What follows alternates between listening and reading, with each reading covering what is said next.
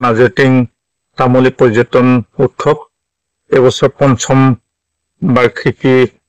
পৰ্যটন উৎসৱ আৰু নাজিৰাটিং তামুলী এই নদী কাষতে ডিব্ৰুগড় নদীৰ কাষতে 3 দিনীয়া কাৰ্যসূচী আচলতে আমি পাতি আহিছো আৰু বিভিন্ন জাতি জনগোষ্ঠীৰ ভৰপূৰ খুব এটা সুন্দৰ এখন নদী আছে, এখন অৰণ্য আছে আৰু ইয়াত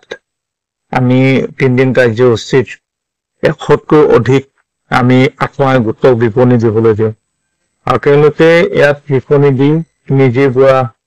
কাপোৰ বিক্ৰী কৰে বা নিজে প্ৰস্তুত কৰা কিছু সামগ্ৰী বা বাৰীত উৎপাদিত ফলমূল বিক্ৰী কৰি যথেষ্ট সহায় কৰে। গতিকে এখন মিনি বজাৰ সৃষ্টি কৰিছে আৰু বিভিন্ন জাতি জনগোষ্ঠীৰ ইয়াত আচলতে সংস্কৃতি নৃত্য নাটিকাই প্ৰদৰ্শন কৰা হয় যিবিলাক নেকি আমাৰ পাহৰণি গৰ্ভত ইতিমধ্যে লুপ্ত প্ৰায় হ'ল। সেইখিনি কোনো উদ্ধাৰ কৰিব বিচাৰিছো আৰু পৰিয়ালৰ সৈতে বন্ধু বান্ধৱৰ সৈতে এসাঁজ ইয়াত একেলগে খাবৰ কাৰণে এটা ভাল পৰিৱেশ আমি ইয়াত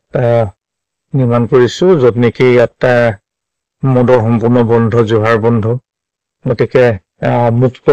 বায়ু সেৱন কৰিবলৈ অঞ্চলটো খুবেই ভাল, পলিউশ্যনৰ পৰা এইখিনি মুক্ত এই অঞ্চলটি। গতিকে ভাল হৈছে আৰু অহাকালিৰ পৰা আচলতে আমি দুদিনীয়া কাৰ্যসূচী এবাৰ 2 তাৰিখে পাতিছো, 3 তাৰিখে আমি বাদ পৰিছে যিটো আগন্তুক পঞ্চায়ত নিৰ্বাচন আছে সেইকাৰণে আমি এটা দিন আমি এবাৰ বাদ দিছো। এইখিনি